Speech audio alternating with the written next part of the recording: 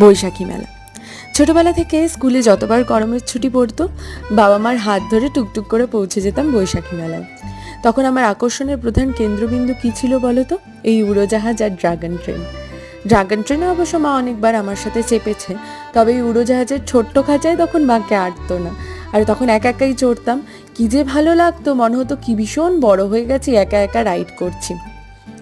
এখনও যাই, তবে এবার বেশ কয়েক বছর পর যাওয়া হলো বৈশাখী মেলায়, প্রায় 4-5 বছর।